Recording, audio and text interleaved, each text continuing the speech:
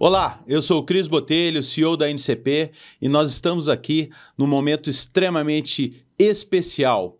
O ANCP Conecta edição Expogenética.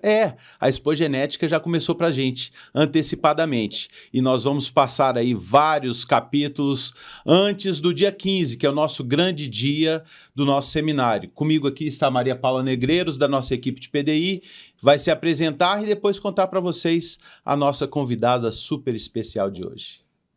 Olá a todos, meu nome é Maria Paula, sou médica veterinária, sou analista de pesquisa e inovação, faço parte do Departamento de Pesquisa e Inovação da NCP e hoje nós temos a honra e a felicidade de estar aqui com a professora Aline Santana, que é docente da Universidade de Jaboticabal. Ela é autora também do livro Bem-Estar Animal, agregando valor à pecuária de corte, e nós gostaríamos de ouvir um pouco mais sobre o seu currículo, professora. Se apresente para nós, por favor. Também, se puder falar um pouco sobre o seu livro. É extrema satisfação estar com a senhora aqui hoje. Olá, tudo bem, Cristiano, Maria Paula? Grande prazer te receber aqui, Aline. Prazer o meu estar aqui com vocês e com toda a audiência do NCP Conecta. Bom, como você já introduziu, Maria Paula, eu sou docente no Departamento de Zootecnia da FCAV Unesp, em Jaboticabal. Lá eu coordeno, junto com o professor Matheus Paranhos, o Grupo Ético, que é o Grupo de Estudos e Pesquisas em Etologia e Ecologia Animal. É um grupo que há 32 anos vem realizando pesquisas na área de comportamento, bem-estar animal. Um grupo que foi pioneiro ao trazer essas temáticas para a pecuária, tanto de corte quanto leiteira no nosso país, vem trazendo vários desenvolvimentos desde a ciência para o campo.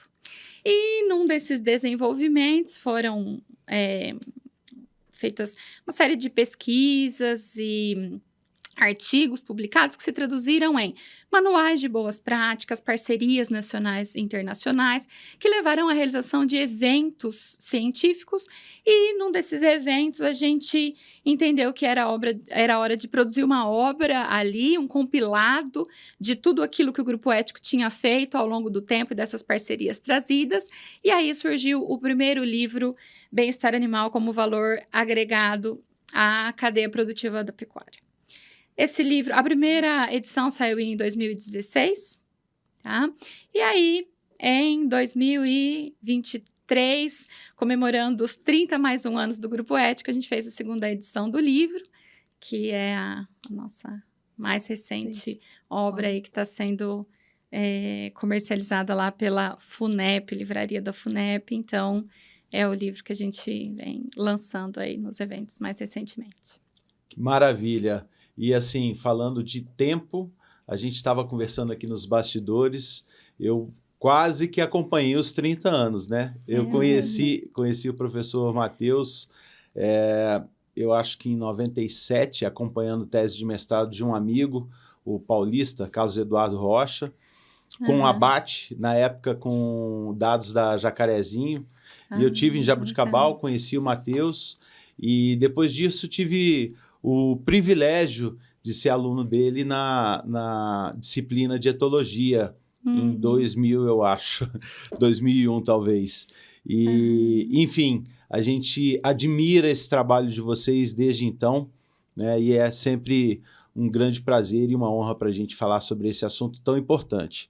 E para quem está nos escutando, acho que seria bastante importante uma explicação básica do que é o comportamento animal e como ele pode ser mensurado na prática, né? Quais são os motivos que nos levam a fazer essas mensurações e o impacto disso na prática, na nossa produção. Excelente, eu acho que esse é o ponto de partida mesmo, né, Cristiano? É entender o que é isso, né?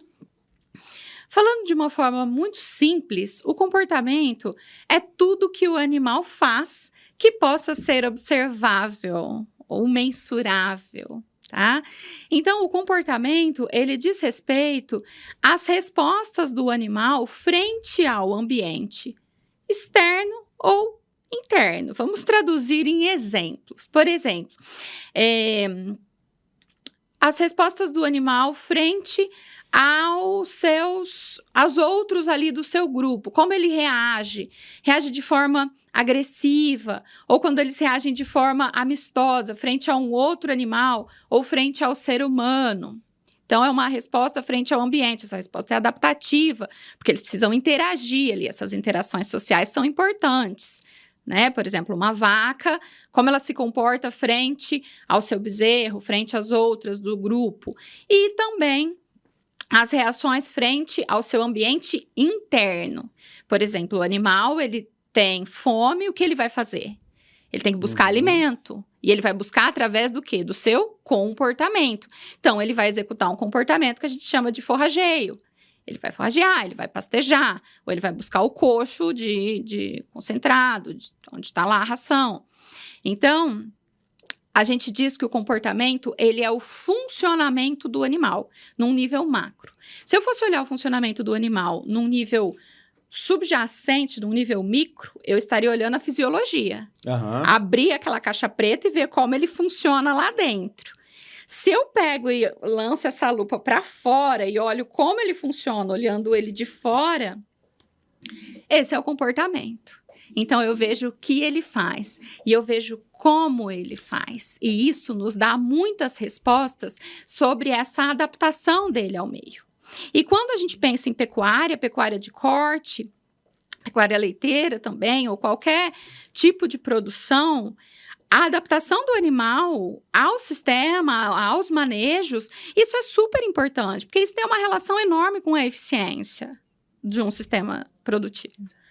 Né? De acordo com cada reação do meio, seja ele uma pessoa, um outro animal, ou a fome, né? Ele vai ter um outro comportamento. Exato, e não é só o que ele faz, mas como ele faz. Quando eu sei. E como o grupo reage a ele, né? Exatamente. Quando eu sei interpretar esses comportamentos, eu tenho muito mais possibilidades de trabalhar isso a meu favor, a favor do próprio animal, para que ele também dê respostas favoráveis em termos produtivos e para eficiência do sistema como um todo. E tem tudo a ver com o comportamento em grupo, com lideranças, né? Tudo isso é parte do comportamento que a gente estuda, né? Depois a gente fala assim, comportamento. Comportamento é tudo. Depois a gente tem as subdivisões, assim, as grandes categorias de comportamento às quais a gente se dedica.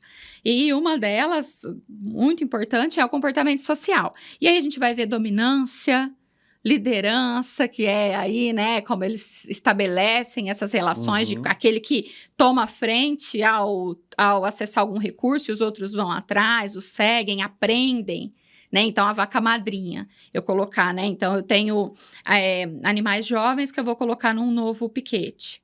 Eu coloco um animal ali que já conhece aquela área, ele vai na frente, ele sabe onde está a guarda, onde tem coxo de sal, os outros vão atrás. Isso torna a coisa ali, né, essa adaptação num novo local muito mais tranquila. Uma desmama, fica mais tranquila também se eu coloco uma madrinha ali no meio. E isso já era observado pelos pecuaristas antigamente, né? O sinuelo.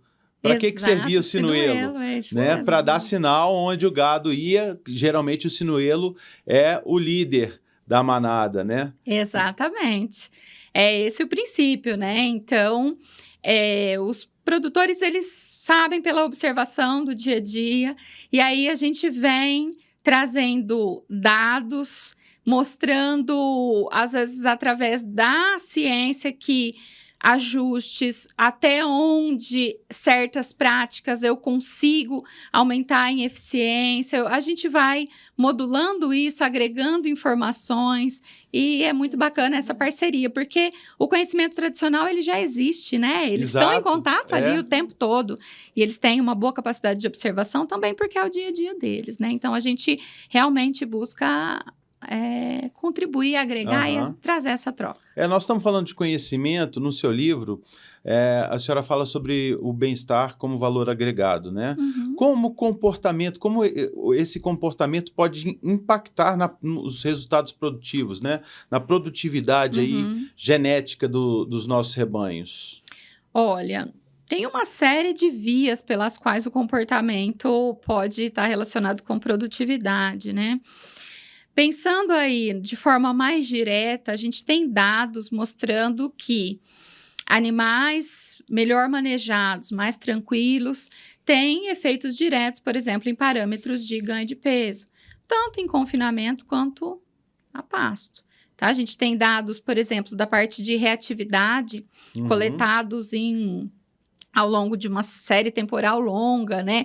Ao longo desses 32 anos do Grupo Ético, essa foi uma questão que sempre esteve muito presente ao longo de diferentes trabalhos. Uma série de teses, dissertações foram realizadas e sempre esse tipo de dado era algo que estava presente.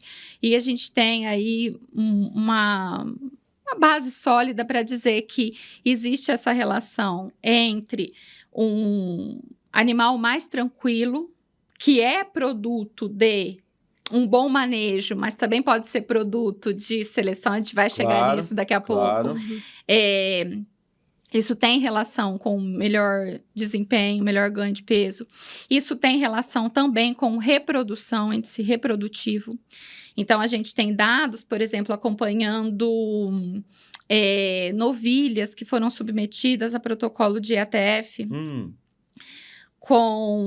onde nós acompanhamos lotes eram em torno de 800 novilhas submetidas a protocolo de IATF, 10% a mais de taxa de gestação naquelas que, no momento, ao longo do protocolo, demonstravam baixa reatividade em relação às de alta reatividade. As de baixa reatividade, 52% de taxa de gestação, enquanto as de alta, 42% de taxa de gestação, comparando alta reatividade e baixa reatividade. Isso mensurada ali na hora dos manejos no curral. E a mesma equipe manejando era uma equipe treinada em boas práticas de manejo. Mas as novilhas estavam respondendo de forma diferente. Elas estavam percebendo de forma distinta, aquilo era o comportamento delas. Ô, professora, só interrompendo, mas como que é mensurado? Como que é feita essa mensuração, por exemplo, nesse estudo? Como que foi feita essa mensuração da reatividade? Olha, tem uma série de parâmetros que a gente usa para medir. Nesse caso, a gente estava avaliando através do fly speed, que é a velocidade de saída do tronco do tronco de contenção. A gente, quando vai fazer essas avaliações de reatividade, mede desde a entrada do animal no tronco de contenção, então o tempo para entrar. Por quê? Porque tem alguns animais que, desde o manejo ali na seringa, eles já dão mais trabalho para entrar, e essa entrada eles empacam ali, já tem uma resposta ali maior de medo. Quando eles entram, um animal mais calmo, ele tende a entrar, ele tem baixa movimentação, outros já têm um nível de movimentação mais alto, aí a gente já tem alguns parâmetros para avaliar essa agitação do animal dentro do tronco de contenção. E depois a saída. Quando ele sai, a gente tem uma medida objetiva, que é a velocidade. Existe um equipamento que a gente coloca, que são fotocélulas que medem essa velocidade na saída. Animais tranquilos saem caminhando após feito o manejo. Então, você abre a porta, o animal simplesmente sai. As duas respostas indesejáveis. Aquele que você abre a porta do tronco, ele sai como um tiro, correndo muito dali. Né? Como a gente saindo... Altíssima reatividade. Tem muito medo de ir no dentista, o dentista abre a porta, você já sai correndo de lá. E tem aqueles que, quando abre, eles tiveram tanto medo ali que eles entraram numa resposta que a gente chama de freezing ou congelamento. Eles têm tremor muscular, esclera do olho aparente, então o branco do olho aparecendo, ele estava congelado. Abre a porta, o animal não sai, ou ele sai caminhando muito devagar, e aí essa velocidade é muito, muito alta, então também são duas respostas ali que a gente tem. Extremas, né?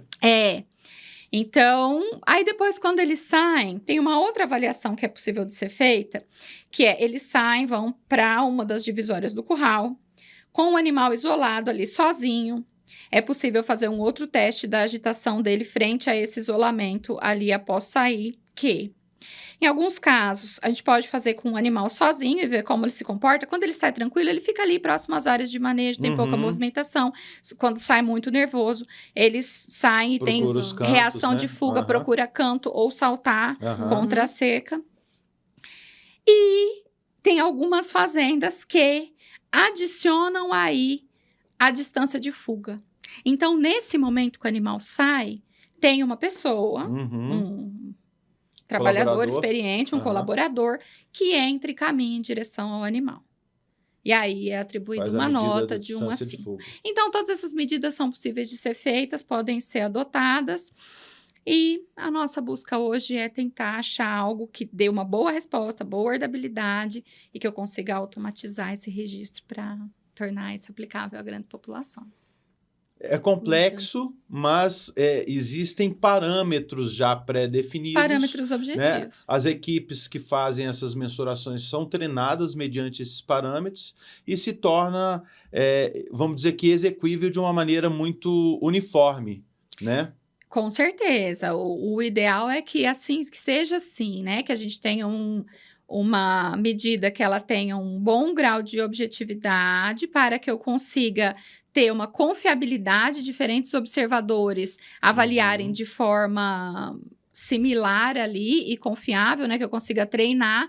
Então, o Cristiano vai e observa da mesma maneira que a Maria Paula vai observar. Por quê? Quando o animal está ali a campo, realizando o seu comportamento, é uma coisa que está acontecendo. É muito tudo muito dinâmico, rápido, muito dinâmico Aham. ali. Então, o avaliador tem que estar bem treinado para conseguir ali atribuir essas notas de forma confiável para que a gente saiba que eu tenho uma medida ali bacana de ser utilizado, um fenótipo confiável para ser usado, enfim, como critério de Para seleção. nos dar respaldo e dados bem embasados, né? Isso, com certeza. É isso. Bacana. Já que a gente está falando em pesquisa, o que dentro do grupo Éticos, todos esses 30 anos de pesquisa que vocês desenvolvem, o que nós temos relacionado à ciência? O que nós temos de herdabilidade, de correlações genéticas entre as características produtivas, por exemplo, ganho de peso, fertilidade? O que nós temos de parâmetros já hoje na ciência, professora? Excelente pergunta. Eu acho que isso é algo que também nos move, sempre nos moveu muito de entender um pouco a base genética dessa característica. A gente acompanha o manejo na fazenda e é muito óbvia a variabilidade que tem ali nos comportamentos. Tá? Então, eu vejo um lote de animais sendo manejado por um manejo ali no sobreano, eles estão em torno de 18 meses, tem muita variação, tá? Então, eu olho e falo, de onde vem essa variação? Né? Mesmo num rebanho bem manejado assim? Num rebanho bem manejado, Maria Paula, é impressionante, porque em muitas dessas fazendas que a gente acompanha, as equipes são treinadas em boas práticas de manejo, tem gestores que são preocupados com isso, e ainda assim tem uma variação. Os animais se comportam todos da mesma maneira e naquelas fazendas que trabalham com melhoramento genético, a gente sabe que existe todo um rigor quanto aos grupos de contemporâneos. Então, eu sei que o ambiente foi uniformizado também.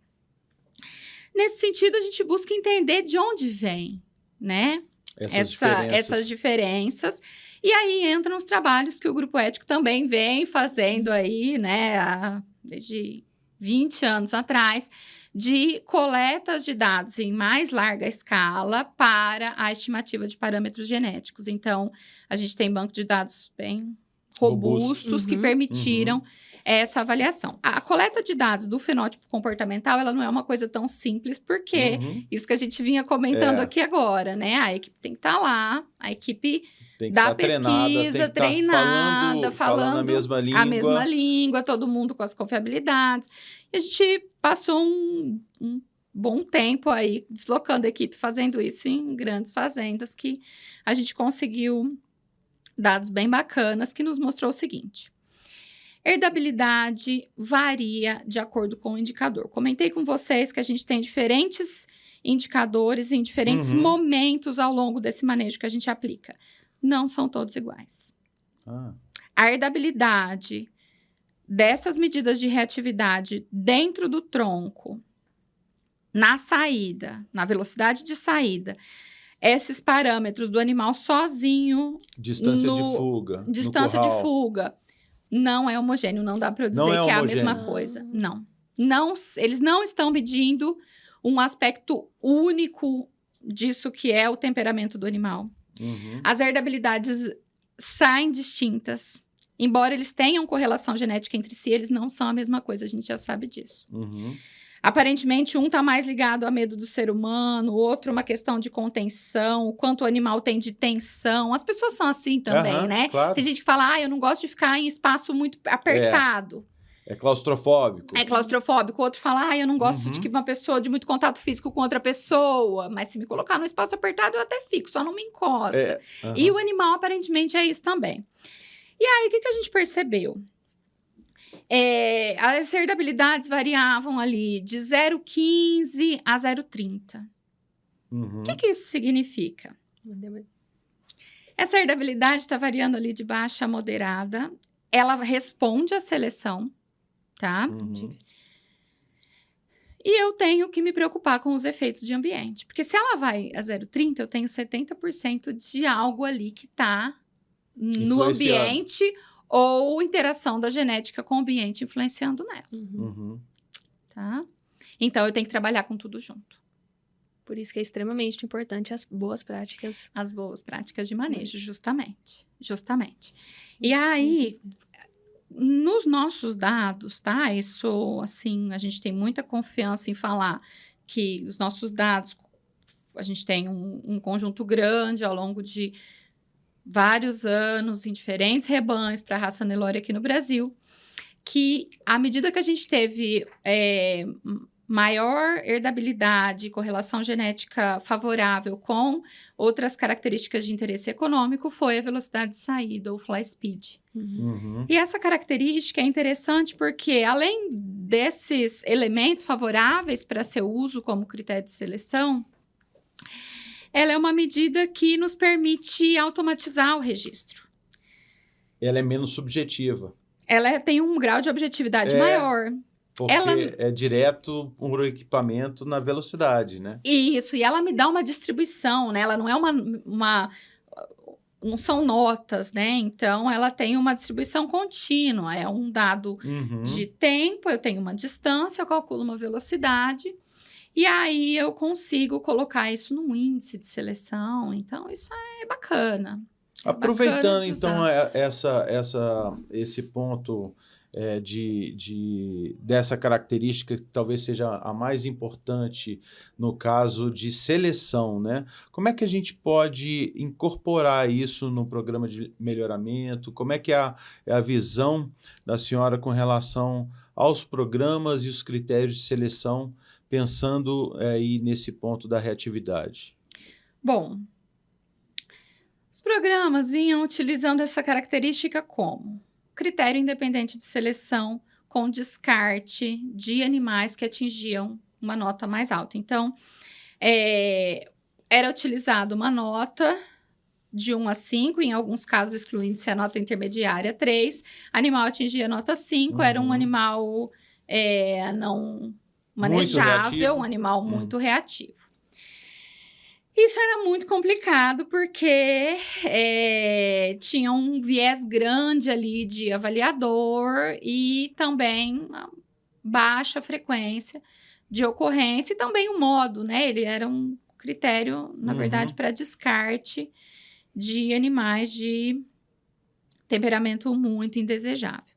A gente entende que um progresso genético melhor para essa característica ocorreria utilizando um indicador que tivesse um grau de herdabilidade, né, um nível aí, um valor de herdabilidade mais alto para esses rebanhos. A gente viu que o Fly Speed tem uma herdabilidade mais alta. Qual a herdabilidade do Fly Speed? É 30%? Isso, 0,28, 0,30, isso moderado, variou né? ali de trabalho para trabalho, mas em torno disso. E quando a gente comparava, sempre a dele era maior do que a dessas outras medidas em scores.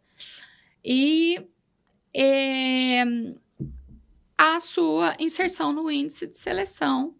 E aí tem que se entender, a partir da prioridade que se vai dar para esse traço, qual vai ser o ponderador desse índice, entendeu? Quantos % isso aí vai contribuir, né? Mas eu acho que esse é o caminho, assim, né? Então, o temperamento ter aí entrar, né? Não como um critério independente de descarte, mas como algo que seja passível de ser incluído nos índices Porque também. tem uma relação com a parte econômica grande também, né, doutora? Exato. Hoje, o que a gente entende a depender de qualidade do manejo, quando a gente fala em magnitude de efeito econômico, é a pergunta de $1 milhão que todo mundo quer saber. Quantos por cento de efeito? Né? Eu espero quantos por cento a mais ou a menos de ganho de peso em função de temperamento? Quantos por cento a mais ou a menos de taxa de gestação? Quantos por cento a mais ou a menos de animais que não vão se adaptar ao confinamento ali, né? Que vão ter problemas de adaptação ao confinamento em função de temperamento. E essa é uma resposta que a gente não tem um valor porque é extremamente variável. A gente já, assim, revisões de literatura, né? Hoje, esse a gente diz que é um tema quente, né? Um hot topic, porque tem dados sendo coletados no Brasil, mas no mundo inteiro sobre isso. E tem muita variabilidade quanto a essa margem. Quanto é a margem? Por quê? Isso varia de rebanho para rebanho de acordo com o manejo. Pensa a seguinte situação. Um manejo que é redondo, num curral bom, instalações boas. Eu vou fazer um manejo pré-abate ali, um embarque para levar os animais para o frigorífico. Aliás, uma é o equipe próximo boa. tópico que a gente vai falar sobre qualidade então, de eu já vou carne. introduzir esse assunto. Uma equipe boa, muito bem treinada, instalações bacanas, um gado, né, tá. Será que o temperamento vai implicar numa grande diferença em termos dos parâmetros que eu vou ver lá na frente, no frigorífico? Talvez a magnitude do efeito que eu vou ver, se eu vou lá coletar os dados e passo lá, né, moo esses dados do meu programa de estatística, é menor. Agora, pensa bem num ambiente mais desafiador, onde eu tenho um manejo que não está tão redondo assim, uma instalação onde o animal, né, tem mais dificuldade ali de passar. Então, quanto mais desafiador, quanto mais desafio de efeito de ambiente, mais isso aparece. Porque eu coloco mais estresse. E aí aparece uma coisinha que a gente chama de estressabilidade. Quão estressável o animal é. Aquele que já não tendia a ser muito calminho, ele já expressa tudo isso. E tem as reações fisiológicas todas de liberação de cortisol. E aí começam a aparecer os defeitos, que já você vai me perguntar, tá? Então, a gente sabe que sim, tem um impacto econômico. Agora, os números, eles vão variar de acordo com o quanto esse ambiente impõe de desafio para o animal. Põe 4 pessoas dentro do carro com ar-condicionado, vidro fechado e põe sem ar-condicionado. Exatamente, aí a gente vai ver, né? E aí vamos ver se a gente colocar 4 pessoas tranquilinhas, igual a Maria Paula, ou 4 pessoas muito nervosas, estressadas, e ver se eles vão daqui a São Paulo, calma, tô brincando. Como que vai ser a reatividade. É isso aí que acontece, né? Então, o que a gente espera hoje é que a gente consiga, de certa forma, fechar, né, juntar todas essas variáveis aí de uma maneira favorável para bem-estar do animal e também para a eficiência econômica do sistema como um todo e essa eficiência global, né, que a gente sabe que isso vai ter um efeito depois ambiental também, né, porque cada índice aí impacta depois no quanto eu agrego, né, desse sistema depois para essas métricas de pegada de carbono, por exemplo, de um sistema, né? Então, isso está tudo interligado. Trazendo, então, a história da qualidade de carne que a gente começou a comentar, que, aliás, é meu tópico preferido. Quando eu fiz a matéria do Matheus lá em 2000 ou 2001, sempre a gente tem que fazer um trabalho para entregar no final do curso, né?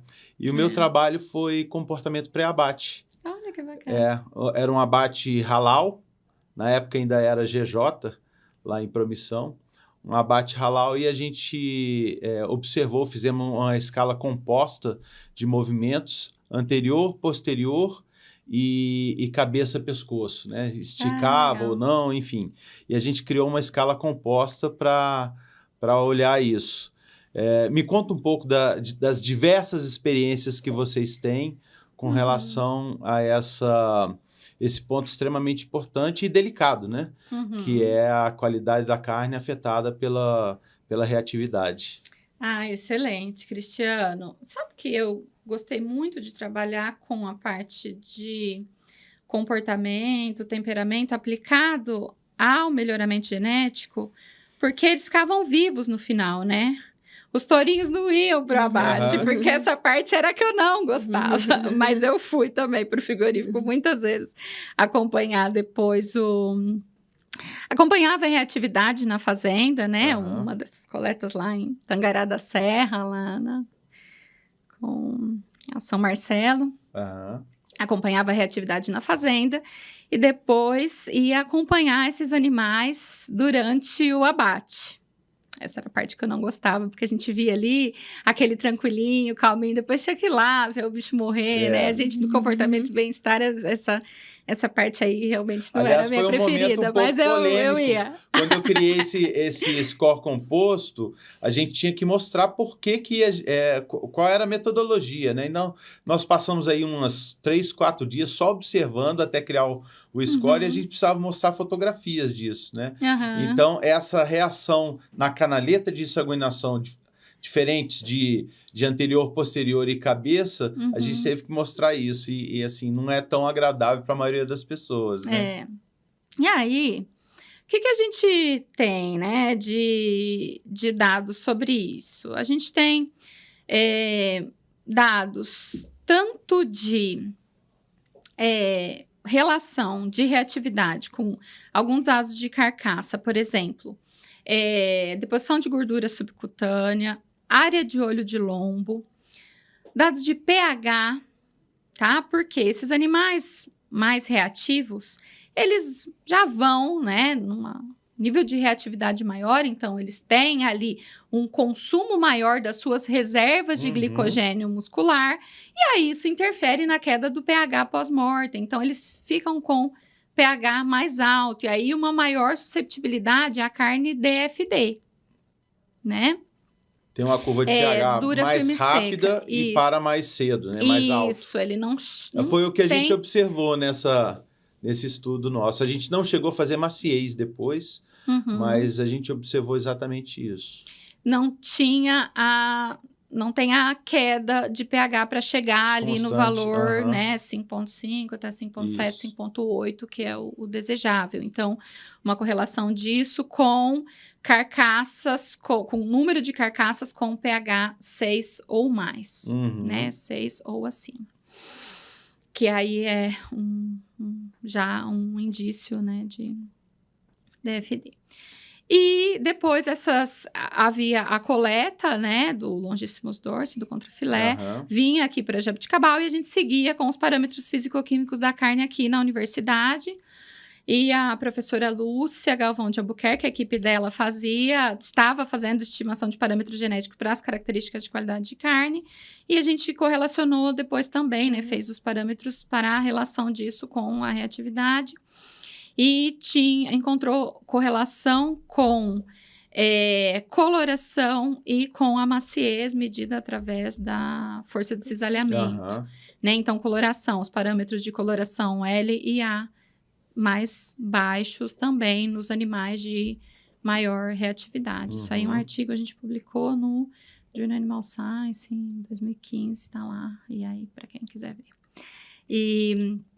Então, tem relação. Agora, uma coisa interessante que a gente não encontrou nesse conjunto de dados, e depois a gente foi fazer uma revisão, tá lá nesse artigo também, que vários estudos não encontram, e tem 2 hipóteses para isso. Nós esperávamos que os animais mais reativos, aqueles mais brigões, de temperamento mais agitado, eles fossem ter mais hematomas, correto? Porque os hematomas eram quantificados também, descaracterização de cortes, né? Tudo isso era quantificado. E não teve correlação.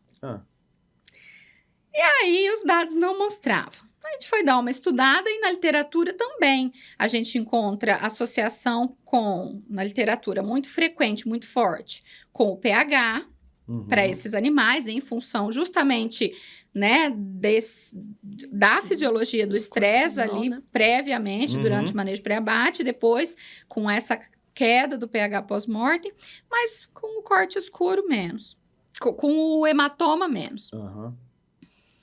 E aí, a hipótese é a seguinte, esse animal muito agitado, ele acaba, ele se machuca, mas ele também acaba produzindo hematomas nos outros, inclusive naqueles mais calmos também. Os mais calmos também se machucam, porque eles dão cabeçada, eles jogam os outros contra as instalações, as porteiras, bate o outro contra a porteira. Então, o que pode acontecer é que esse dado está mascarado ali. Entendi. A gente não consegue, quando eu jogo nas correlações, os mais tranquilos também têm. Em função desses que causam uma agitação, eles se machucam, mas os outros também se machucam.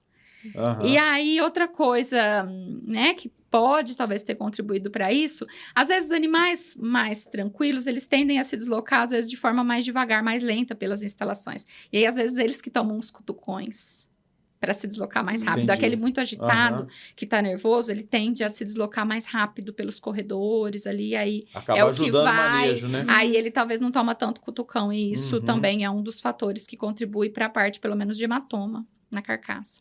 Que aí vem mais essa parte de manejo. Interessante. Então, esse é um dado É, interessante que a gente precisa aprofundar melhor ali para entender, e com esse a gente não encontrou associação com a reatividade, com o temperamento. E no resumo da história, então, a gente tem uma correlação alta, né, dos animais reativos com a baixa qualidade ou a menor qualidade da carne, né? Carne e carcaça, com certeza. Hematoma parece ter mais a ver com manejo, e aí tanto calmo quanto reativo está Perfeito. sujeito aí a treinamento da equipe mesmo. Uhum. E falando sobre os isso. parâmetros genéticos, a senhora comentou sobre área de olho de lombo, espessura de gordura, tudo isso teve correlação alta com os animais mais reativos. Sim, a gente fez, dentro desse trabalho que eu comentei com você, que está publicado, a gente chegou até os parâmetros fenotípicos, tá? A gente tem as associações fenotípicas disso, e associações, com certeza, isso aí a gente tem muito claro, e não só dados nossos, mas tem dados da literatura de diferentes lugares do mundo que... Porque, assim, é um momento de manejo muito intenso, um desafio para o animal, e está tudo ligado à fisiologia do estresse, né? Tanto que está acontecendo em termos aí, né, dessa atividade comportamental do animal, isso está ligado a estresse, quanto depois essa parte muscular, da transformação do músculo em carne, isso tem muito a ver também com essa fisiologia do estresse. Então, é muito presente na literatura essa associação. Certo.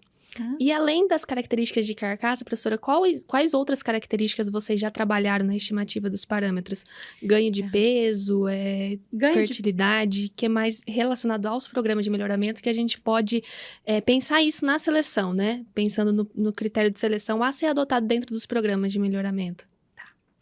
Bom, a gente fez com característica de crescimento, a gente fez com ganho de peso em diferentes idades, ganho de peso, perímetro escrotal, depois com as características reprodutivas de fêmeas, a gente tem também stayability, precocidade,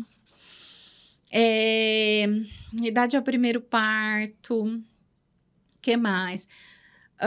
Uma série de características, tanto crescimento quanto característica reprodutiva.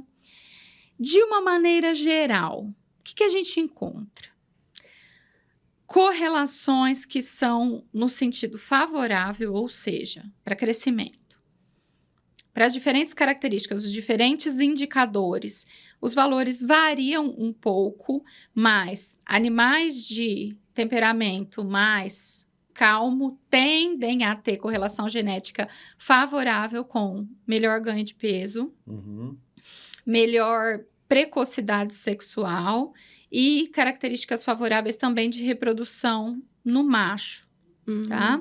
A gente não tem dados, pelo menos de parâmetro genético, isso a gente tem só fenotípico, com característica de qualidade espermática para o macho. Para a fêmea, a gente tem mais coisas, porque facilidade mesmo de obtenção desses fenótipos, a gente tem mais coisas publicadas disso. Porém, essas correlações, elas não, no geral, elas não são altas, elas variam ali de 0,10 a 0,20. Em alguns casos, elas passam próximos ali do zero, dependendo o indicador de temperamento que se usa. Qual a mensagem com isso? Quando a gente faz uma seleção para melhoria de desempenho produtivo, por exemplo, para melhorar o ganho de peso, eu sei que eu tô trazendo algo de favorável para temperamento, porém muito em longo prazo, muito lento, porque essa correlação é baixa. Embora ela seja favorável, ela é baixa. Então, tudo que a gente tem de dados hoje indica que as associações, elas não são suficientes para a gente ter uma resposta indireta à seleção num curto ou médio prazo. Seria muito lento. Tanto que a gente acompanha rebanhos que têm já um trabalho de seleção muito forte, muito bem feito para esses parâmetros, tanto produtivos quanto reprodutivos, e tem animais de temperamento não dócil ali, né? Tem um temperamento que precisa ser trabalhado. Em função disso, tá? Então, tem espaço para... E o desejável é realmente a seleção direta através do uso do temperamento como ali um critério de seleção incluído ali nesses índices, tá? Mas tem, Maria Paula, tem bastante dado em relação a isso, tá? Tem uma série de coisas, tanto aqui no Brasil, nos nossos rebanhos, para a raça Nelore, né? Que é o que a gente tem trabalhado ali no grupo ético ao longo do tempo, mas em outros lugares do mundo. E, no geral, é isso, assim. As correlações são no sentido favorável, né? As correlações genéticas. Então, melhor temperamento, melhor ganho de peso e os indicadores tanto de precocidade sexual quanto fertilidade na fêmea e no macho também. Aproveitando, então, esse ponto e trazendo com o nosso conceito do seminário, que é sustentabilidade, a gente vai falar de bem-estar animal e cuidado com o nosso colaborador, né? Evitando acidentes, o bem-estar do nosso colaborador. Isso tem sido observado, né? E de que maneira a senhora acha que a gente pode, a cada momento, melhorar e ter atenção voltada para esses dois pontos? Excelente. A gente entende que esse hoje vem se tornando, ao longo dos anos, o principal ponto. Por quê? Quando a gente fala dessa seleção para melhoria de comportamento do animal, redução de reatividade, de animais muito agressivos, há um tempo a gente vem, né? Porque isso tem relação com produtividade, porque o animal vai ganhar mais peso. Quando eu olho para os dados, tem muita variação. Tem banco de dados que não me mostra relação nenhuma com ganho de peso. Aquele mais agitado está ganhando peso também. Mas quando eu levo esse animal para o curral, é um transtorno mexer com ele. É um transtorno. Eu levo um comprador lá para olhar uma vacada. Vai, né? Não é bacana, entendeu? Não é bacana de trabalhar. Não é bacana eu ter um funcionário afastado por acidente de trabalho no dia a dia.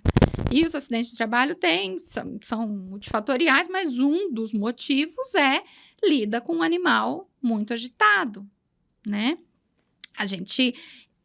fora do Brasil tem estatística para isso. Aqui a gente falha um pouco, a gente não tem estatística, a gente não sabe dizer quantos % dos acidentes de trabalho se devem a isso, mas a gente, no dia a dia, conversando com as pessoas, sabe que acontece, entendeu? O animal vai lá, pega, joga o peão para cima e aí você faz o quê, né? Então, hoje, pensando, né, no que se espera da pecuária 5.0, que é colocar na conta o bem-estar do animal, o bem-estar das pessoas, um ambiente... O socialmente justo, isso, né? socialmente justo, no ESG, correto. Né? Então, esse vem se tornando o principal ponto, assim, a gente sabe que é muito melhor, é mais correto, é mais interessante trabalhar com um gado que esteja mais tranquilo, bem manejado, que tenha ali um comportamento, né, que seja favorável para essa interação humano-animal, uma interação humano-animal positiva. Então, nesse Isso tem sido, sentido... inclusive, cobrado cada vez mais pelo próprio consumidor, né? Exatamente. Hoje, as pessoas estão de olho aí em como as coisas são feitas da porteira para dentro, né? Aham. Não é só da porteira para fora lá, né? Eu tô com a carne Não na é só mão na olhando. gôndola. Eu tô com a carne na mão olhando, eu sei, É. ali eu sei o que Como é tem, que é a né? história disso Mas aqui? isso aqui Da vem onde que da veio? onde, né? Então, e vai passar por isso, né? Como esse animal foi tratado. Uhum. E um animal que tá muito agitado, será que ele apanhou? Ele tá muito agitado, por que será? Ele apanhou? O que aconteceu com esse animal que tá assim? Quando a gente coloca, né? Eu sou professora, eu dou aula, eu vejo quando eu tô trabalhando, né? Comportamento, aprendizado, as aulas de aprendizado, e eu mostro vídeo de animais muito agitados, de gado muito agitado, e o que eles aprontam, às vezes, no curral Aham. ali, e eu olho para a cara dos meus Traz alunos um que estão ali no desconforto, né? segundo, Tensão, né? terceiro período. E eu trabalho com muitos alunos que não são, assim, de uma origem, né, da agrária. Eles são Uhum. meninos que não têm muito contato com isso. Eu vejo a cara de susto deles, assim, professora, como resolveu isso depois, né? E essa é a cara do cidadão comum, quando ele, né, depara com a realidade do que é um manejo do gado, assim, né, nessa situação. Então, é isso que a gente quer mostrar? Ou a gente quer mostrar um ambiente de trabalho justo, Seguro, bacana e seguro para todo mundo, entendeu? Para o animal, para as Inclusive pessoas. para o animal, é confortável para o animal. Exatamente. E sabe de uma coisa que a gente não comentou? Que hoje a gente vem olhando isso, né? Tudo que a gente está discutindo aqui é importante, a gente está falando do animal adulto. Hoje a gente está olhando lá para o começo da vida do animal. Então, começando a pensar assim, ó, tá, isso começa quando? É no primeiro manejo com o bezerro. Não dá para pensar que ele vai chegar lá no sobriano e vai esquecer tudo que foi feito com ele lá, desde o primeiro dia de vida, entendeu? Então, é começar a fazer as coisas bem desde o bezerro. Então, você vai olhando ali, tentando cobrir todas as etapas e ser o mais positivo possível ali para ter esse comportamento mais favorável do animal, diminuir essas respostas de medo e ao longo de todo o ciclo produtivo. Né? É uma coisa que eu me lembrei aqui, que não está dentro do nosso roteiro aqui, mas eu acho que é importante a gente falar. Existe uma preocupação muito grande do consumidor de carne a respeito do ponto abate. Né? Hoje nós temos frigoríficos seguindo as regras de abate humanitário. Eu gostaria que a senhora trouxesse para a gente um pouco desse ponto. O que é considerado esse abate humanitário, o que é feito para que isso seja realizado de uma maneira mais adequada, diminuindo o estresse, diminuindo todo esse ponto aí, que é uma dúvida do consumidor final, vamos dizer assim. Excelente. Então, ele tem que começar desde a fazenda, tá? Então, desde o momento de se levar os animais, de onde eles estão, seja do confinamento ou do piquete, para os currais, um embarque de forma tranquila, o transporte também, cuidando das necessidades desses animais ao longo desse transporte. As equipes de motoristas, na época que eu estava no Bertim, a gente tinha treinamentos, inclusive com o grupo ético, às vezes. Treinamentos constantes. Não deve frear de uma vez, não deve arrancar de uma vez, numa subida assim, na descida, né? Então tem uma série de pontos aí no cuidado, inclusive no próprio motorista, né? A depender da duração, tem que parar, olhar os animais, ver se tem animal que deitou ali, levantar esses animais, ver como eles estão. Então, é uma carga viva, tem especificação para transporte de carga viva, né? Então, ele tá ali, um treinamento específico para isso. E aí... A hora que chega no frigorífico... Uma vez chegou ao frigorífico, esses animais vão ser alocados aos currais no frigorífico, então, disponibilidade de sombra, a possibilidade da reidratação do animal.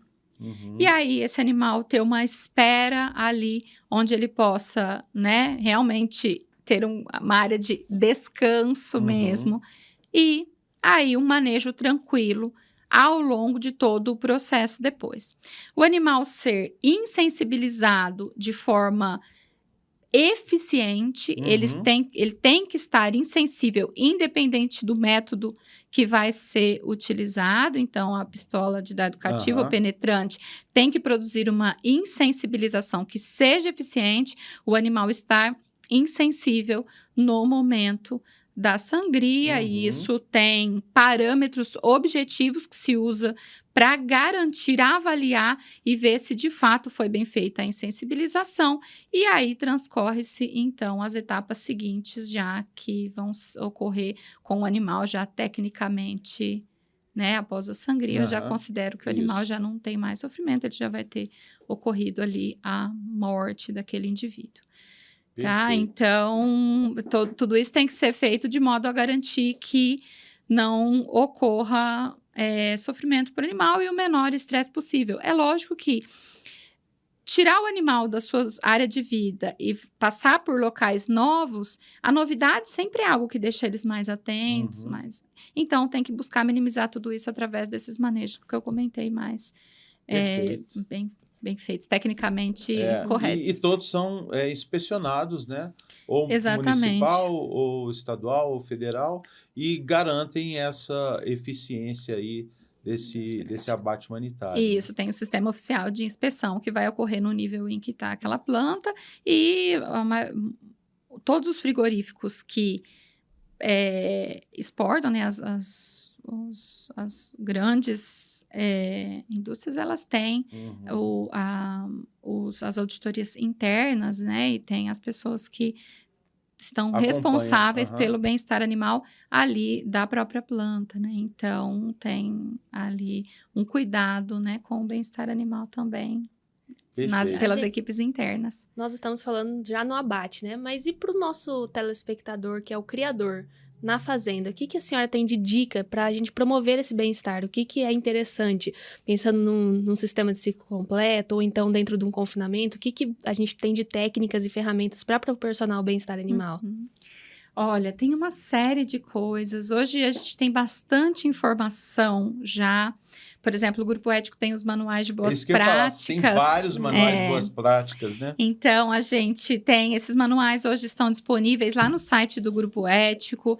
Existe também as meninas lá da Bianimal, né? A Fernanda, a Janaína, que tem materiais, os quais elas disponibilizam, cursos. Então, o que eu diria? Primeira coisa, busque informação. Hoje a informação está disponível, tem muita coisa na internet. Quem quer, encontra. Como fazer? E tenha atenção, o olhar para o animal em todas as fases. Antes a gente estava muito preocupado, né, com o manejo, já com o animal jovem, adulto. Hoje a gente sabe que é desde o bezerro. Então tem que começar lá no bezerro. A gente sabe que o animal tem uma memória de longa duração daquilo que é feito com ele.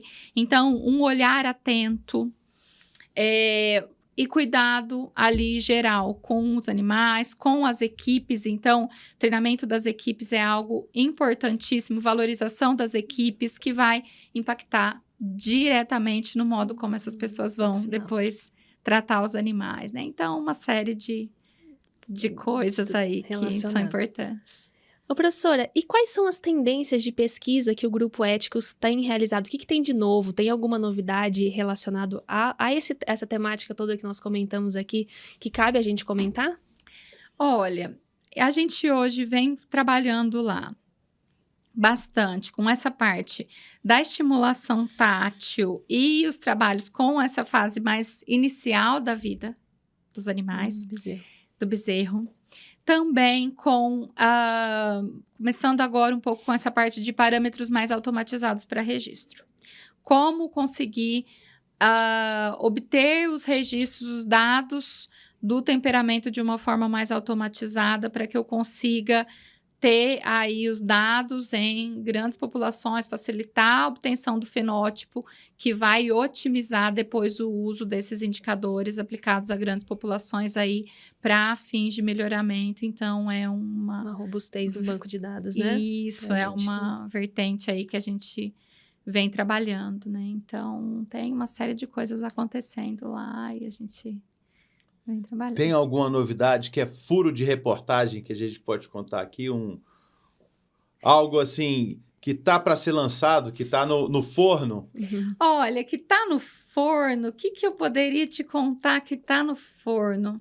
Até tem uma coisa no forno, mas eu não posso contar ainda. Tá?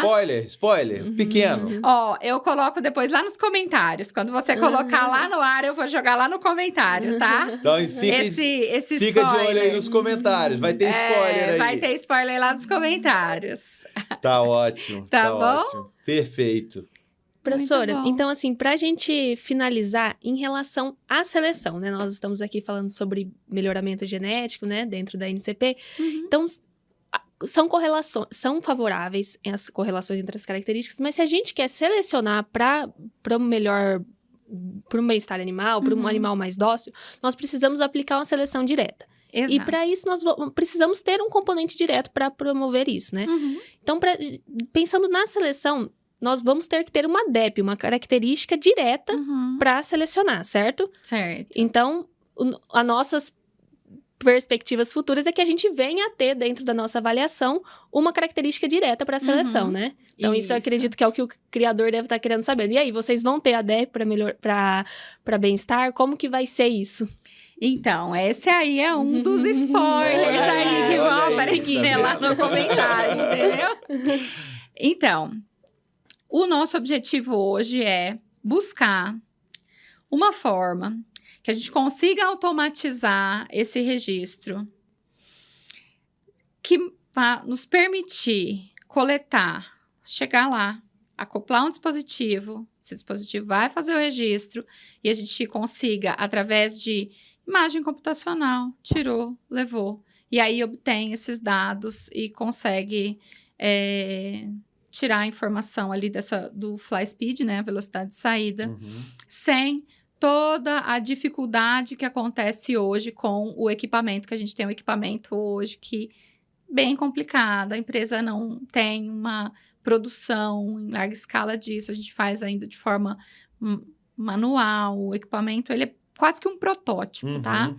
Então, a ideia é sair algo nesse sentido, porque a gente sabe que aquelas medidas na forma de score para fins de uso no índice de seleção, elas não vinham sendo bacanas, a gente não tinha uma variabilidade ali que fosse, né, eficiente para esse uso. Então, vai seguir mais ou menos nessa linha, tá? Então, vem lá, vem aí o critério de seleção para ajudar aí não só no manejo, mas aumentar a produtividade, né? Exatamente. Exatamente.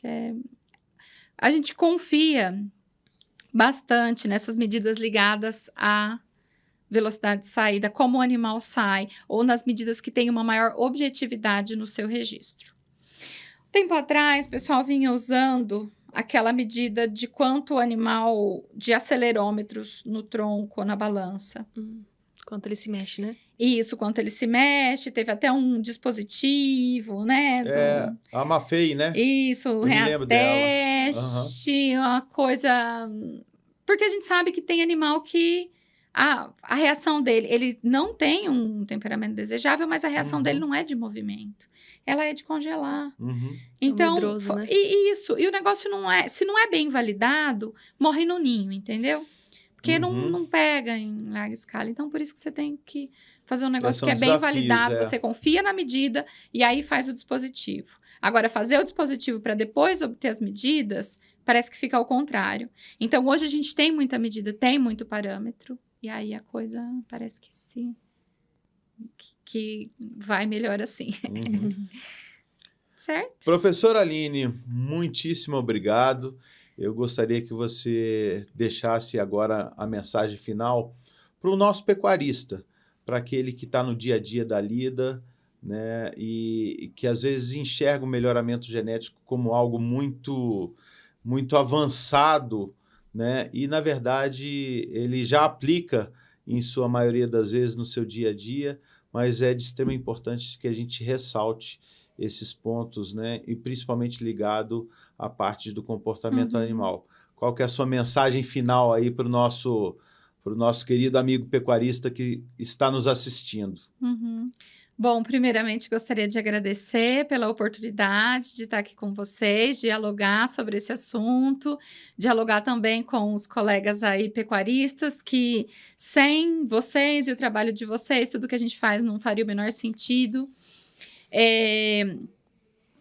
A gente está aqui como um colaborador também para tentar, né, trazer um pouco de luz à forma que se executa, né, e tornar mais fácil aí o modo de olhar para esses dados. Mas, na verdade, quem faz a coisa acontecer mesmo no dia a dia é o pecuarista, é o colega que está lá no campo e eles já têm esse olhar. Na verdade, o que a gente está aqui é para sistematizar um pouco, né, e trazer um pouco de organização, né, de uma forma de utilizar, mas eles já sabem, eles olham e eles percebem, talvez muito mais que a gente, como um animal que é nervoso, agitado, que ele leva para o curral, ele quebra ali as instalações, quebra o curral, briga, bate em outro, machuca, cai, quebra a perna, machuca funcionário.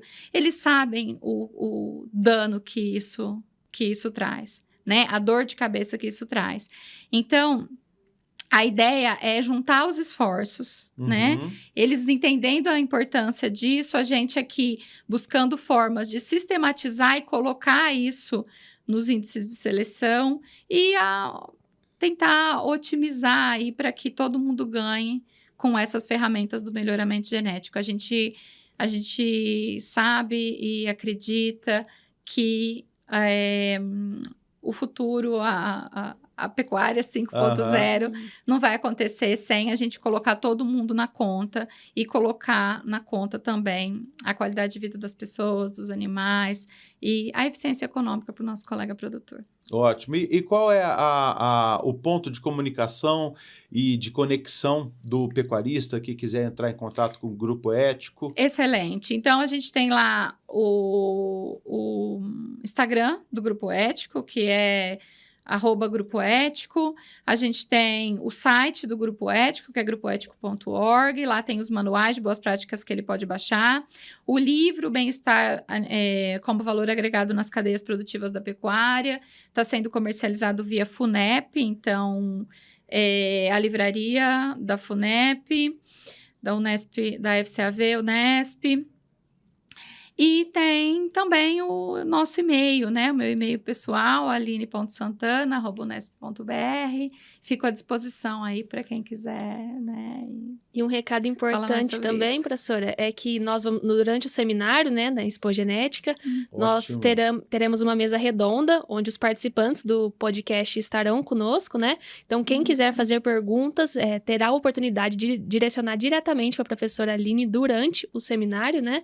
Ela estará lá conosco, então é uma oportunidade também para esclarecer e abordar mais sobre esse tema com ela lá no nosso seminário, dia 15 de agosto, em Uberaba. Obrigada, Maria Paula. Será um prazer estar lá com vocês. Maria Paula, muito obrigado. Então, nosso seminário, dia 15 de agosto, das 7h30 às 13h. O início ali da Expogenética, com essa mesa redonda, trazendo todos os assuntos que foram abordados aqui nesse podcast, a NCP Conecta, edição especial da Expogenética. E um agradecimento especial para os nossos parceiros aí, a Remate Web, o aplicativo Lance Rural, que está transmitindo esse nosso podcast, e também o canal do Criador. Grande abraço ao Plínio, que foi o grande intermediador dessa parceria. E é isso. Mais alguma coisa, Maria Paula? Só queria agradecer à professora Aline. Foi uma aula hoje muito enriquecedora em termos de ciência, de inovação, de tecnologia que vocês vêm aplicando e o quanto isso vai ser favorável para a pecuária. Muito obrigada pelo apoio, professora. Eu que agradeço, Maria Paula, Cristiano, e fico à disposição aí de vocês, também dos colegas aí da audiência do NCP Conecta. Muito obrigada. É isso aí, então. Fica com a gente, aguarde as próximas edições do ANCP Conecta, edição especial Expogenética.